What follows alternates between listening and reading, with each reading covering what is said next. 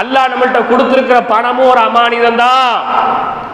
சரியான வழியில செலவு செய்யுங்க, அல்லாஹ் கொடுத்திருக்கா. இறைவனுக்காக செலவு செய்கிற அல்லாஹ் கொடுத்திருக்கிறான். மனைவிக்காக, பிள்ளைகளுக்காக, படிப்புக்காக, ஆடைக்காக, உணவுக்காக செலவு செய்கிற அல்லாஹ் கொடுத்திருக்கிறான். இது அல்லாத அநாகரிகமான காரியங்கள்ல, ஹராமான கடைகள்ல, ஹராமான விளையாட்டுகள்ல உங்களுடைய பணத்தை நீங்க வீணடிக்க கூடாது. அமானிதம்.